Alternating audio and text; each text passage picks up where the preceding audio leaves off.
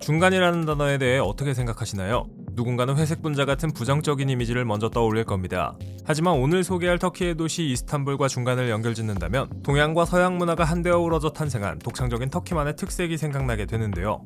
유럽과 아시아의 중간에 위치한 이스탄불은 오랜 역사를 자랑하며 현재도 관광객들을 끌어모으고 있습니다. 과연 이스탄불의 숨은 역사와 재미있는 사실들은 무엇이 있을까요? 보통의 도시는 하나의 대륙에 위치하고 해당 지역의 문화를 흡수하고 보여줍니다. 파리는 유럽, 뉴욕은 북미 대륙, 서울과 도쿄가 아시아를 대표하는 것처럼 말이죠. 하지만 이스탄불은 유럽과 아시아 모두에 위치해 있는데요. 이스탄불은 두 대륙에 걸쳐 있는 세계 유일의 도시입니다. 서쪽의 절반은 유럽에 속해 있으며 동쪽은 아시아에 속해 있죠. 재밌는 건 이스탄불이 유럽과 아시아의 중간에 위치해 있지만 유럽 쪽에 속하는 것으로 사람들에게 인식된다는 점입니다. 두 개의 다른 대륙을 차지하고 있음에도 불구하고 터키 그리고 이스탄불의 사람들은 유럽인으로 여겨지죠. 이스탄불 인구의 3분의 2가 서쪽 지역에 산다는 걸 감안하면 충분히 그러고도 남겠다는 생각이 드네요. 이스탄불은 현재 세계에서 가장 인구가 많은 도시 중 하나입니다. 1950년만 해도 이스탄불의 인구는 약 97만 명이었지만 현재 이스탄불의 인구는 1,500만 명이 넘죠.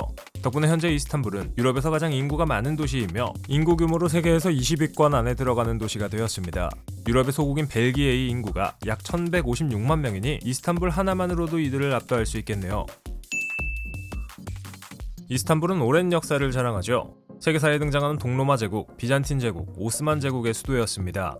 역사가 오래되다 보니 이스탄불 지역은 다양한 이름으로 불렸는데 기원전에는 비잔티움으로 로마의 콘스탄티누스 왕자가 이 지역에 도달해 동로마 제국을 세운 이후에는 콘스탄티노폴리스로 오스만군이 15세기 도시를 점령하고 오스만 제국을 세웠을 때는 콘스탄티노플 등의 다양한 이름으로 불렸습니다. 이 도시가 이스탄불이라는 이름을 갖게 된 건 1930년이니 그렇게 오래되지 않았네요. 이스탄불은 현재 터키의 수도가 아닙니다. 터키 공화국이 생겨난 1923년 이후부터 터키의 수도는 앙카라죠. 물론 1600여 년간 여러 나라의 수도였으니 질릴 만큼 했다고 생각할 수 있습니다.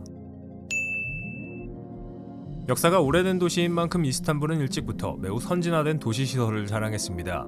그중 하나가 바로 공중화장실인데요. 오스만 제국 시기 이스탄불에는 1400개 이상의 공중화장실이 있었습니다. 당장 한반도의 조선시대에만 해도 길거리에 똥오줌을 지렸다는 걸 생각하면 매우 깨끗한 도시였다는 것이 실감나네요. 또한 이스탄불에는 1875년에 지어진 세계에서 두 번째로 오래된 전차가 있습니다. 길이는 573m로 베오글루 지구에 위치해 있죠. 참고로 첫 번째로 오래된 전차는 바로 1863년에 지어진 영국 런던의 지하철입니다. 늑대의 아들들 로물루스와 레무스 형제는 외세로부터의 방어를 위해 7개의 언덕에 로마를 세웠습니다. 이스탄불도 로마처럼 7개의 언덕 위에 세워진 도시인데 이게 우연이 아니라면 이스탄불은 로마의 7언덕과 똑같이 되기 위해 일부러 7언덕 위에 지어졌는데요. 과거 무너져가는 로마 제국을 대체하고 스스로를 새로운 로마 제국으로 정당화하기 위해 비잔틴 제국에서 일부러 그렇게 지은 것이죠. 네덜란드의 상징인 튤립이 원래 이스탄불 출신이라는 사실을 알고 계시나요? 과거 무역을 통해 튤립이 이스탄불에서 네덜란드로 보내졌고 나중에는 네덜란드를 대표하는 꽃으로 자리 잡았습니다. 이스탄불은 세계에서 가장 오래된 시장이 있는 도시입니다. 이스탄불의 그랜드 바자르는 세계에서 가장 오래되고 가장 큰 시장이죠. 그랜드 바자르는 이스탄불의 성벽 도시 내의 파티 지구에 위치해 있는데요. 이 시장은 무려 1455년에 탄생해 지금까지 이어지고 있습니다. 현재도 그랜드 바자르는 사람들이 붐비는 쇼핑 지역이자 도시의 주요 랜드마크 중 하나입니다. 61개의 거리와 카페부터 기념품까지 모든 것을 판매하는 4,000개 이상의 상점이 있죠.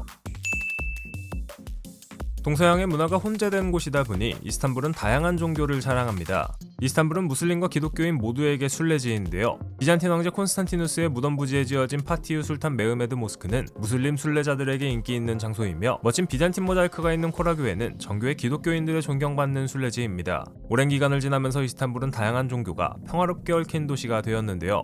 모스크와 교회, 유대교 회당은 종종 나란히 서 있으며 종교 간 대화는 점점 더 흔해지고 있죠. 이스탄불에서 흔하게 찾아볼 수 있는 동물 중 하나가 바로 고양이입니다. 고양이는 확실히 터키 문화에서 선호되는 애완동물입니다. 어딜 가나 흔하게 찾아볼 수 있는데 사실 이스탄불 사람들은 고양이를 집에서 잘 키우지 않죠. 왜일까요? 정답은 바로 중세시기 발병한 흑사병 때문입니다. 흑사병으로 고통받은 건 인간뿐만 아니라 고양이도 마찬가지였는데 흑사병에 걸린 고양이를 집안에 두면 사람에게 옮을 수 있고 고양이가 집 밖에 있어야 흑사병을 옮기는 쥐를 잡을 수 있기 때문이었습니다. 이런 두 가지 이유 덕분에 여전히 이스탄불의 고양이들은 집 밖에서 살아갑니다. 터키에 가면 꼭 마셔봐야 할 것이 있습니다. 바로 커피입니다. 곱게 간 원두가루를 물과 함께 끓여 마시는 소위 튀르크 커피를 이스탄불에서도 맛볼 수 있죠. 설탕을 넣어 달달한 맛을 자랑하는 이스탄불의 커피에도 비밀이 숨어 있다는 사실 알고 계시나요? 커피는 17세기 터키 지역에서 처음 등장했는데 이슬람의 경전 꾸란에 따르면 커피는 자극적인 약물이었습니다. 덕분에 공공장소에서 커피를 마시는 건 불법이었고 마신 사람은 사형을 당했죠. 당시 술탄이었던 무라트 4세는 평범한 시민으로 위장해 길을 돌아다니며 커피를 마시는 사람의 목을 쳤다는 이야기가 전해집니다. 물론 지금은 이 맛 좋은 커피를 마신다고 해서 이스탄불 시내에서 목이 달아날 일은 없으니 안심하고 마셔도 좋습니다.